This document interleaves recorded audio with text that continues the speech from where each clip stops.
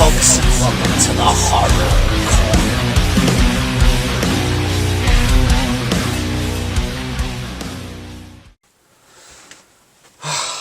Wow.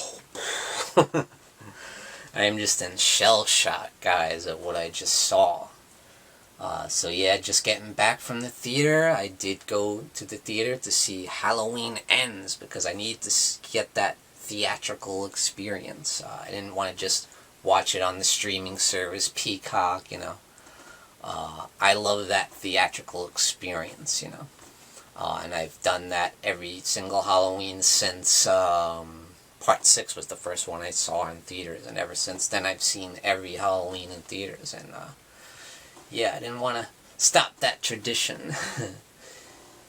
Even though I could have watched it 2 nights ago on Peacock, but no, I waited patiently. I did watch some spoiler-free reviews, but didn't watch the spoilers, so I'm glad I didn't, because I got to soak it all in, and what do I think, guys? So, good evening, folks, and welcome to the Horror Corner. I'm your host, Sean Erschen. This week we are doing another movie review. Yes, so Halloween Ends came out this year, 2022, directed by David Gordon Green, and it's the last in his requel trilogy, like Scream says. So yeah, it's his reboot/sequel trilogy that only follows, of course, the original 1978 classic. It doesn't follow any of the other sequels. And that started, of course, with the 2018 Halloween, and then Halloween Kills. And here we are, Halloween Ends, and that's a bold name, and did he deliver that, That's what we need to talk about here. First thing is, did I like the film? That's where we should start, and it's very middle of the road for me, There were a lot of things I liked and a lot of things I did not like. It's very middle of the road. I haven't felt this torn since probably Rob Zombie's Halloween from 2007, the remake. I feel the same way as that. It's very half and half. It's pretty much equal. It's like 50%, I feel like there's a good story in there somewhere. But they didn't quite execute it as well as it could have been. And as far as that epic final battle that was promised in the trailer with Laurie Strode versus Michael Myers one last time, did they deliver on that? Kinda, sort of. And we'll get into that more in the spoiler review, of course. I don't want to give that away, but there were certain aspects of that I did enjoy, but I don't know if they completely pulled it off. But however, that is not the main focus of this film at all. That's kind of towards the third act where we get to that. Here we focus mainly on a new character, which is something totally out of left field, very different for the Halloween franchise when you have a story that's already been established with Halloween 2018 and Halloween Kills. So it's weird. It's like a one-shot Halloween story within a continuing storyline because you have all the returning characters. Laurie Strode, Lindsay Wallace, you got Allison, Laurie's granddaughter. But now you have this new guy, Corey Cunningham, who they introduce at the beginning, right from the get-go. And I have to say, it's an extremely strong opening. It's very scary how they open with this character, Corey. And it turns out he's a babysitter in there. You got kind of that throwback to the original 1978 classic where Laurie was a babysitter being stalked by the boogeyman, So here we meet this young guy around, probably his mid-20s, he's a babysitter.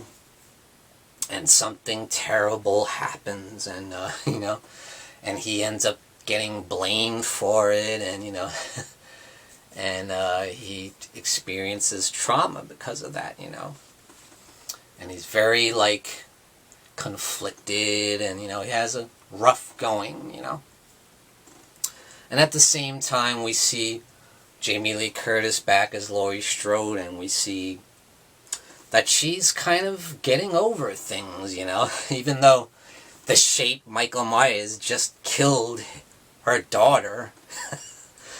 That's the kind of thing where I thought was a little bit of a stretch. She's moving on with her life, because it's 4 years later from the events in Halloween Kills. Michael has disappeared somewhere. Nobody knows where he is, but he hasn't been seen or heard from in 4 years. So we kind of skip to, you know, Laurie's now moving on with her life, and kind of that makes sense, I guess, because her daughter Karen said, you know, you need to move on with your life, and her granddaughter Allison said that too, you need to move on. But of course the events of Halloween Kills happened, and Michael basically destroyed the town of Haddonfield, you know, single-handedly, you know.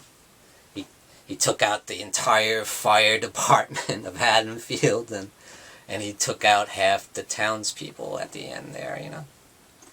He was very much seen almost like godlike power, you know, like this monster, you know.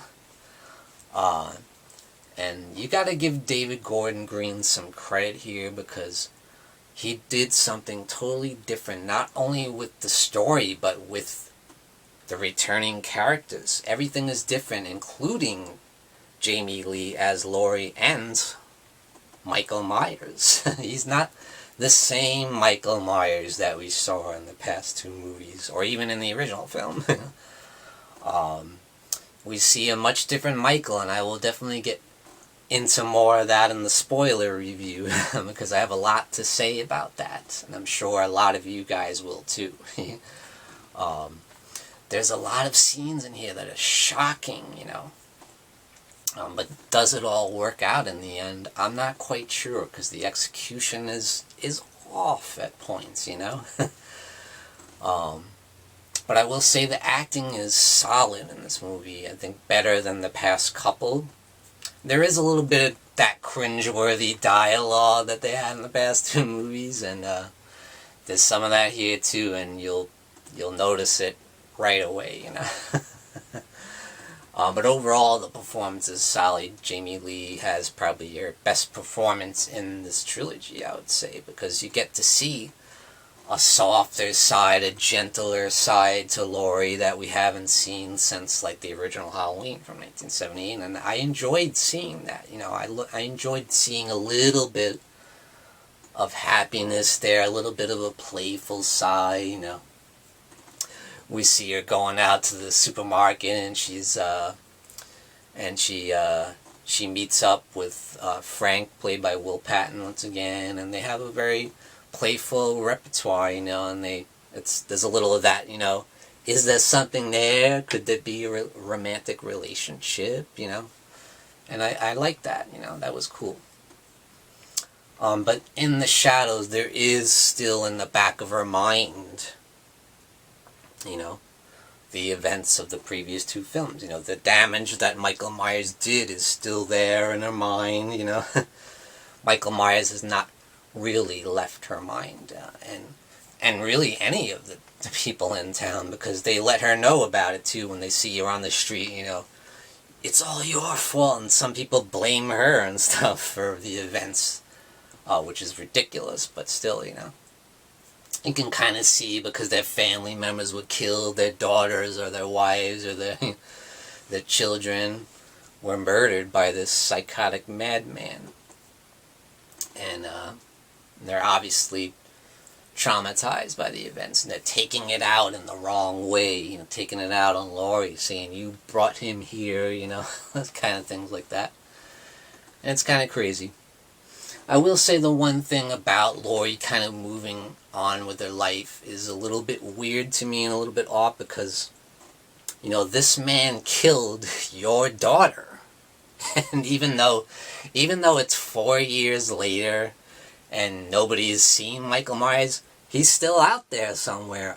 A psychotic madman is still out there. A guy that took out half the town of Haddonfield in the last movie, you know. He took out the entire fire department. He took out half the townspeople at the end when they attacked him, you know. It was insane. He was like a god almost, like this super superhuman slasher, you know. And I always like Halloween Kills. You know, I like a lot of people don't like Halloween Kills. It was definitely received similar to the way this film was received, but it's definitely a much different film. This is a much softer, quieter movie telling kind of a smaller scale story. It's not like big, huge on a grand scale like Halloween Kills was, for sure. But there's some great stuff there. The way I look at it with this film is some of the things that I liked with the Corey character and introducing this new story was, I think it would have worked better if this was like a TV series, like kind of Tales of Haddonfield kind of thing, like this one-shot stories of maybe different characters from the Halloween franchise or in Haddonfield that were affected by Michael Myers. I could see that working, and that's kind of like what I was interested in here, and I was kind of buying it for a while, like, this is an interesting character, and Rohan Campbell is a very good actor. His performance was very well. But kind of where they go with the story doesn't quite work out. It doesn't quite go well. Because he ends up, you know, another thing I thought was hilarious, that we know this character, Corey, is going through a hard time because they're blaming him for what happened when he was a babysitter. And an accident happened with the child, and everyone's blaming him in town. You know, he's looked at as like the town freak, you know. But the problem with that is they force feed that to us throughout the movie. There's people in the film that are saying, oh, he's going down a dark path. He's going down a dark path. It's like, you don't need to tell me that. I know. I'm not an idiot. Don't insult my intelligence. I know what's going on. It's just like, do you have to spoon feed everything to us? No. That's what I found annoying about it. But the actual character, Corey Cunningham, I kind of enjoyed. And so we see he kind of starts dating Allison.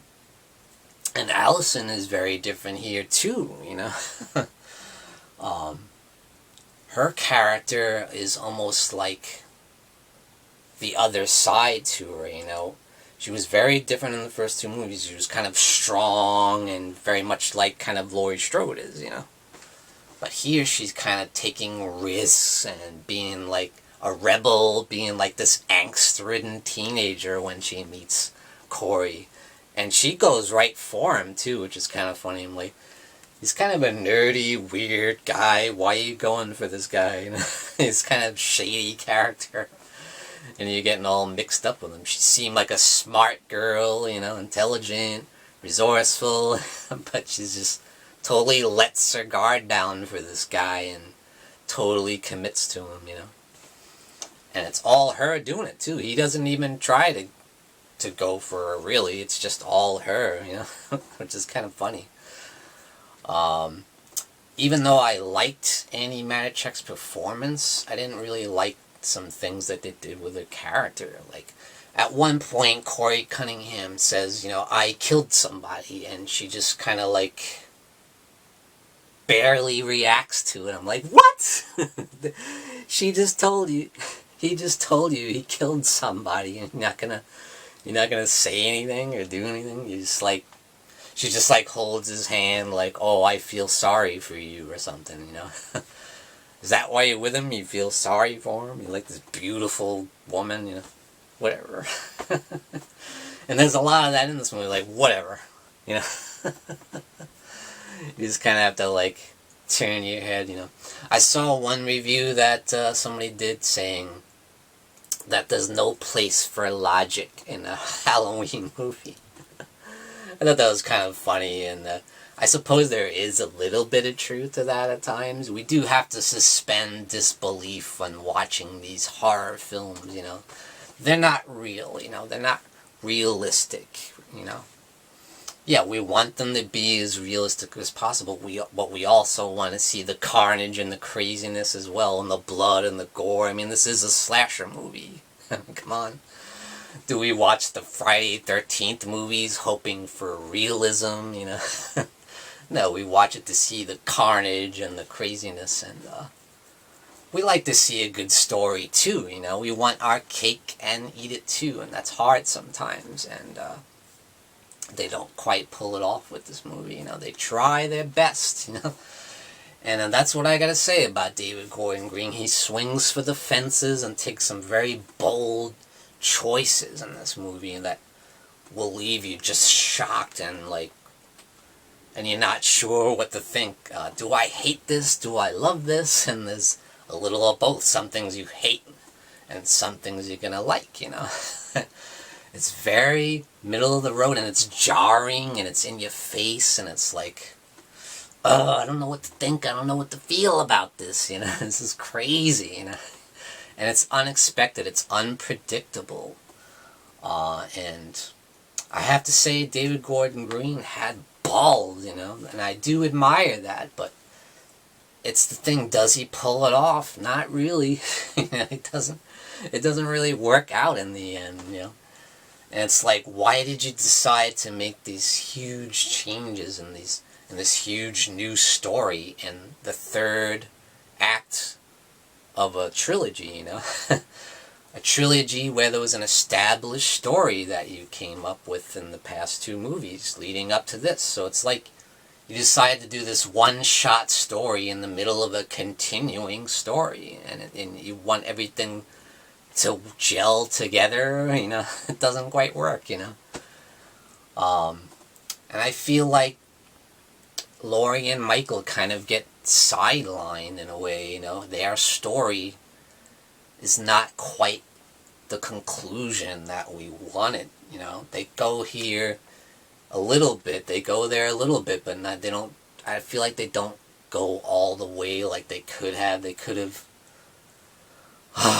you know. It's frustrating. It's frustrating, it really is. But yeah, I'm gonna say in closing that definitely check it out, because you're gonna have some strong feelings either one way or the other. I think it's worth checking out, you know. You have to check it out. If you're a Halloween fan, I know you're gonna be there, you know.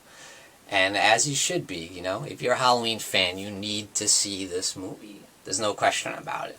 I mean, you gotta see what happens, you know. You may not like it, or maybe you will. Maybe you think it was the best Halloween movie ever made, you know. And probably a lot of people will, you know. I can see in the future maybe people looking back at this like they did with Halloween 3, Season of the Witch, and, you know, the Rob Zombie movies. They're going to have their fans. You're going to have your little cult of fans that love it, you know. And that's, I feel, is what this movie is going to be like. I'm kind of that way with Halloween Kills, you know. I really enjoy Halloween Kills.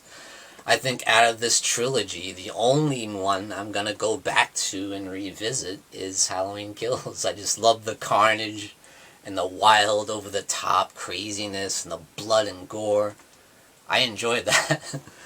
Probably because I like the character of Michael Myers. He's my favorite slasher villain, so that was like his movie, 100%. There was some, and then, yeah, I have to ignore the stupid stuff that went on with the whole mob thing. And it's hard to ignore those things, because it's like cringeworthy. And there's some scenes in this film when you're going to be like, oh, you know, you're going to cringe, you know. But there's going to be some other things and you're like, yeah, that was pretty cool. And I have to say this film was definitely well made, as are all three of them. Very well directed, beautifully shot, you know. Yeah, it just looks great, it looks terrific, and it's got some scary scenes, although there were a few cheap jump scares, which was kind of weird, because we didn't see that in the last two movies. It's like, why? Why are you doing that? You know, why are you going to be like every other horror movie that comes out, like the ghost story movies with the cheap scares, you know? Just don't get why he did that, you know? There was none of that in the past two movies. But anyway, overall, it's a very mixed bag for me. I don't hate it, and I don't love it.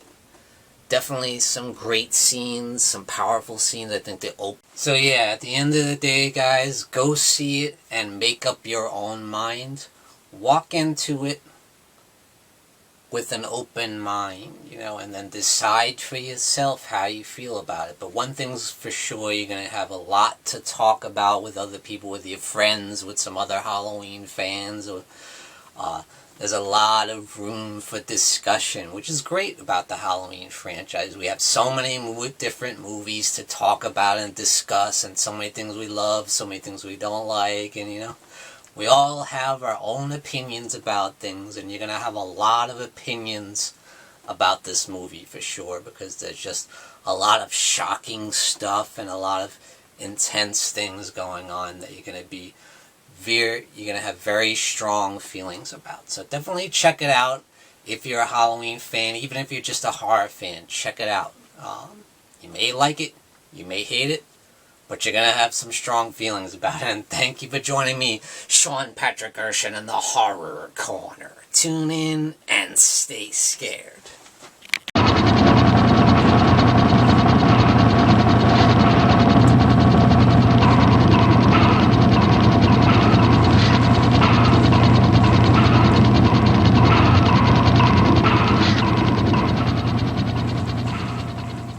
Folks, don't forget to grab your Sean Patrick Erschen gear and represent the Horror Corner.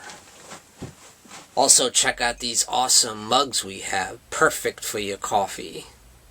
And definitely check out the Horror Hangout live stream t-shirt and represent the legacy of the Horror Hangout. Check out the link in the description below this video.